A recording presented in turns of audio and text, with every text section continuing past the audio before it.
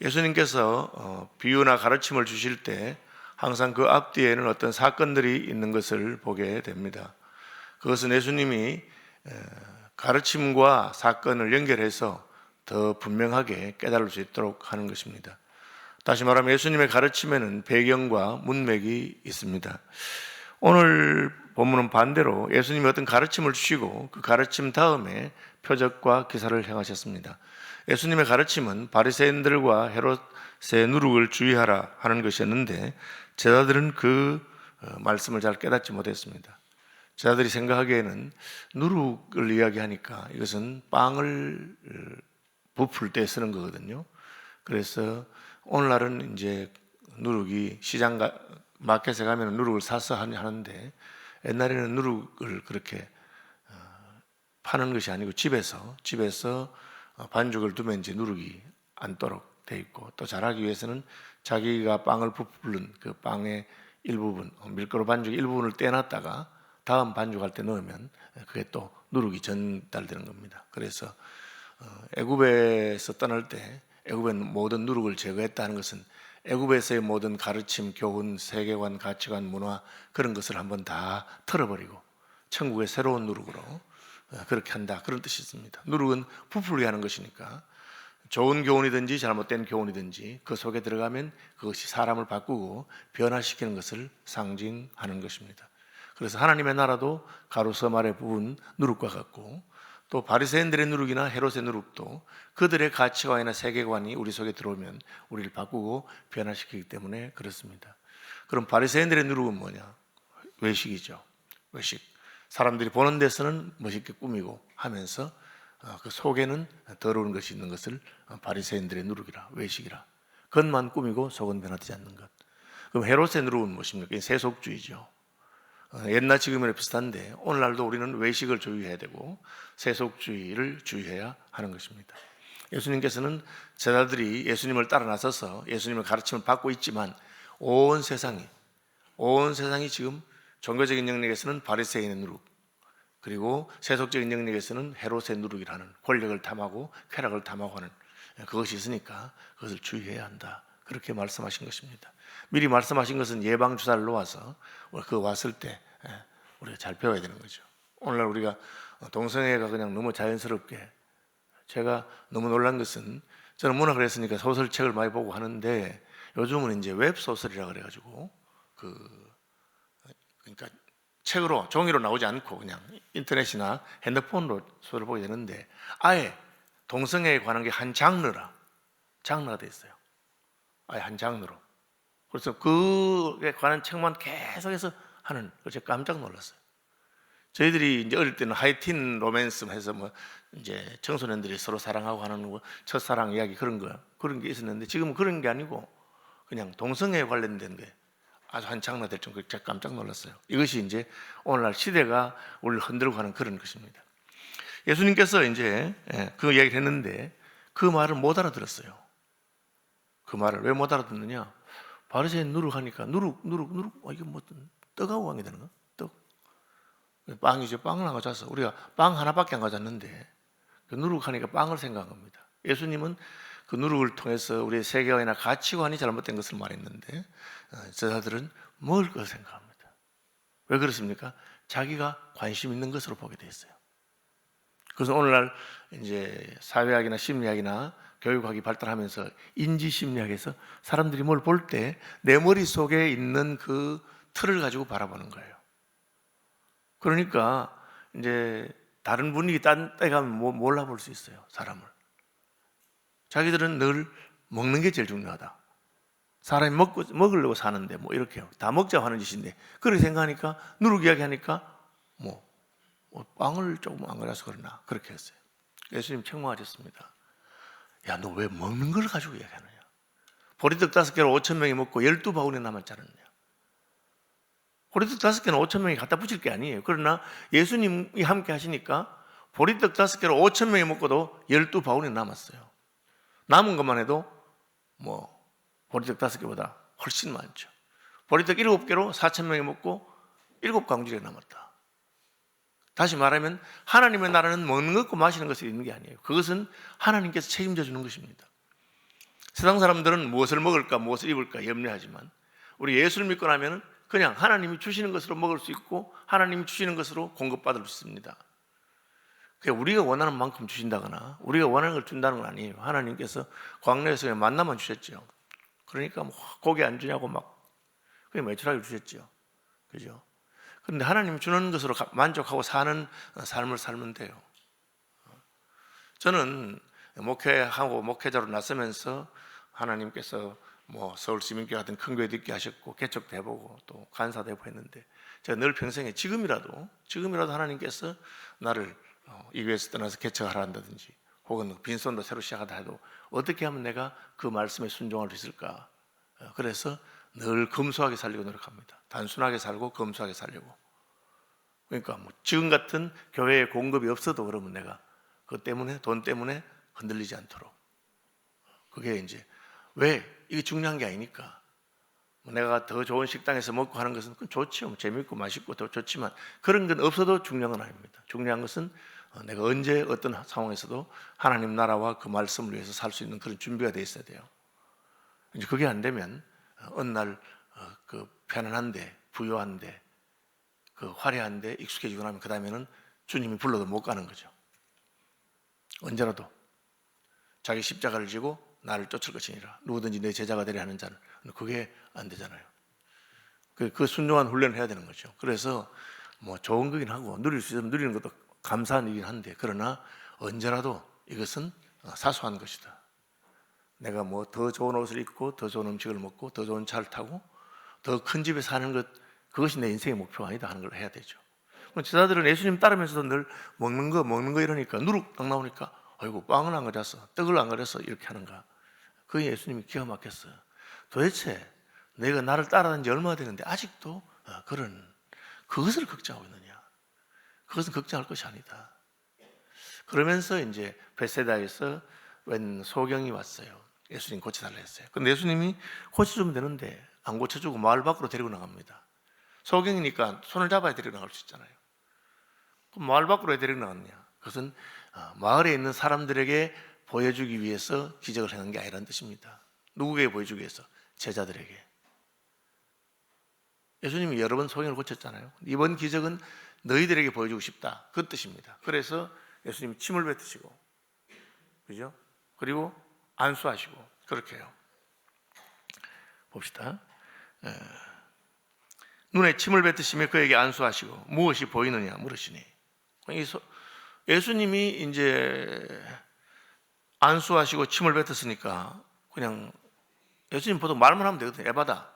뭐 내가 네 보기를 원한다. 눈이 바로 떠져요. 그런데 예수님이 더 적극적으로 침을 뱉다는 건 예수님의 체액을 나눠준 겁니다. 구약 성경에 따르면 사람의 몸에서 나오는 모든 걸 부정해요. 그래서 여인이 생리를 하거나 그 부정한 겁니다. 그죠? 우리가 배설을 하면 부정한 겁니다. 왜? 인생이 죄인이기 때문에. 우리에게서 나오는 게 다 부정한 거예요. 그럼 그걸 알아야 돼요. 우리에게서 나오는 게 뭐 선한 게 있다고 착각하면 안 돼요. 그럼 막 내가 뭐 떠들고 다른 사람한테 말하는데 내 속에서 나오는 게 선한 게 별로 없어요. 그래서 우리의 말도 기도하고 소금으로 고르게 함 같이 해서 내가 말하는 것이 아니고 하나님께서 나를 통해서 말하는 거예요. 누가 말을 하려거든 주께서 하시는 것처럼, 누가 섬기는 것도 주님이 하시는 것처럼. 그래야 다른 사람을 살리는 거지 그냥 우리에게서 나오는 게 부정한 거예요. 그런데 예수님은 그렇잖아요. 예수님은 죄가 없는 분이고 의인이고 하나님 아들이기 때문에 예수님이 나오는 것은 정결한 것이에요. 그것은 다른 사람 살리는 것이고, 그래서 예수님의 피가 우리를 살리는 겁니다. 예수님의 침도 마찬가지예요. 살리는 거예요. 소경에 침을 뱉었는데 그 예수님이 침이 튀니까 그 눈이 열리는 겁니다. 손을 대는 것도 마찬가지입니다. 연합이거든요. 손을. 안수는 내가 가진 것을 나누어주는 방식이에요. 구약의 방식. 그럼 만지면 전달되는 거예요. 그래서 부정한 사람을 만지면 접촉하면 내가 부정이 접촉되고, 의로운 사람을 만지면 의가 접촉되고, 예수님의 생명이 우리에게 접촉되면 우리가 살아나는 역사가 있는 거예요. 하나님이 흙에다가 후 하고 숨을 불어넣으시니까 사람이 생명이 되는 역사가 있는 거예요. 예수님이 침을 뱉으시고 안수해서 소경 고쳤어요. 문제는 눈 딱 떼야 되는데 뭐 보이냐 하니까 뭐라 하냐 이렇게 말합니다. 무엇이 보이냐 물으시니 쳐다보며 이르되, 이제는 예수님 쳐다보는 거예요. 좀 보이는 거죠. 사람들이 보이나이다. 나무 같은 것들이 걸어가는 것을 보나이다. 이게 이제 앞에 말은 딱 쳐다보고 보입니다. 참 좋은 말인데 그 뒤에 말은 나무 같은 것들이 걸어간다. 사람을 보고 나무 같은 것들이 걸어간다면 안 되죠. 그렇잖아요. 사람 물론 나무처럼 세로로 세워져 있는데 나무는 아니잖아요. 사람이 전봇대 걸어갑니다 이렇게 말하면 안 되거든요. 그러니까 이게 뭐냐, 절반만 본다는 거예요. 절반만. 예수님 왜 그렇게 하셨을까? 제자들에게 교훈한 거예요. 너희가 이와 같다. 내가 나를 따라다니니까 너희는 날 누구로 하느냐? 주는 그리스도시요 살아계신 하나님의 아들이십니다. 베드로 그렇게 고백했어요. 예수님 기뻐하시고 자기가 십자가에 죽을 것을 말씀하시면서 얘네가 십자가에 죽는다니까 말리는 거예요. 어중간하죠. 베드로가 그렇게 했어요. 예수님 죽지 마십시오 하니까 예수님이 금방 베드로를 칭찬하시놓고는 사탄아 내 뒤로 물러가라. 너는 나를 넘어지게 하는 자로다. 스승과 제자의 그 인정을 가지고 선생님이 위하는 것처럼 하지만 그 사명의 길을 못 가게 하는 거니까. 여러분 왜 예수님이 이렇게 했을까? 그리고 예수님의 제자들은 왜 이렇게 절반밖에 못 볼까? 여러분 그것이 영적인 세계인 걸 알아야 돼요. 우리가 예수 믿고 하루아침에 천사가 되지 않습니다. 예수 믿고 하루아침에 그게 달라지지 않아요. 제가 참 안타까운 게 교회 예수 믿고 싶어서 교회 와서 등록을 하고 학습하고 세례를 받는데 그 길로 끝이야. 그냥 자기의 세속적인 가치관이나 세계관이나 그런 것들이 바뀌어야 되는데 그냥 내가 예수 믿었으니까 된 줄 알아. 옆에서 말하면 아유 목사님 됐습니다. 저 예수 안 믿습니까? 저 천국 갈 거 아닙니까? 그렇게 생각하는 거예요. 천국 가죠 물론. 예수 믿었으니까. 그런데 예수님께서는 내가 온 것은 양으로 생명을 얻게 하고 끝 아닙니다. 더 풍성히 얻게 하려. 진짜 좋은 게 있는 거예요. 진짜 좋은 게 어떤 길입니까? 예수 믿고 주님을 따르는 길이 진짜 복되고 즐겁고 좋은 거예요. 근데 우리는 그렇게 생각 안 하거든. 예수 믿고 천국 가서 됐고 땅에서는 대충 믿어야지. 열심히 믿다가 내가 무슨 광신자가 될란가 그렇게 생각하는 거예요. 내가 미쳤어도 그리스도를 위해서 미쳤으면 좋겠다 그래 돼야 되는데 그렇게 되는 게 싫은 거예요. 그냥 적당하게 믿고 싶어요. 적당하게. 왜? 그 은혜와 그 깊이를 못 봤기 때문에 그래요. 여러분 제대로 믿는 게 훨씬 좋은 겁니다. 그런데 그렇게 못하죠. 누구는 무리로 걸어가는데 우리 왜 무리로 못 걸어가느냐? 배에서 안 내리기 때문에 못 걸어간다. 배에 타고 있는데 어떻게 그러겠어요? 그 한 걸음을 가는 게 어렵다. 그죠? 제가 몇 번 이 이야기 했는데 등산 가다가 낭떠러지 미끄러져서 떨어지다가 나무 뿌리 딱 잡고 매달려 있어. 죽을 것 같거든. 그러니까 막 서로 비명을 지르면서 예수님 저 살려주세요. 하나님 저 살려주세요. 막 부르짖으니까 예수님 나타났어. 니네 불렀나? 보면 모르십니까? 불렀으니까 얘 있잖아요. 뭐 원하는 게 뭐고? 말해야 하시겠습니까? 살려주세요. 예수님이 너 나 믿나? 아 믿으니까 지금 예수님 부른 거 아닙니까? 진짜 믿나? 진짜 믿습니다. 그래? 손 놔봐라. 예? 믿는다면서 손 놔봐라. 다른 분 안 계세요? 우리가 그렇게 한단 말이에요. 여러분 그 한 걸음이에요. 그 한 걸음. 왜 그 한 걸음이 안 되느냐?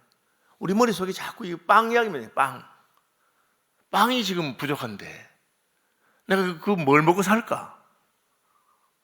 나는 어떻게 그 생각만 가득하고 있는 거예요. 그러니까 예수님이 누룩을 이야기를 해도 막 그러시. 우리가 빵을 들어가지고 왔어요. 그 예수님 기가 탁 막힌 거라. 무슨 빵을 이야기하나 빵을? 너 예수 안 믿나? 예수 믿는 사람이 무슨 빵이야? 그죠? 제 영국 유학 가니까 친구들이 물어보는 거예요. 너는 무슨 돈으로 공부하려고 왔노? 돈 없는데.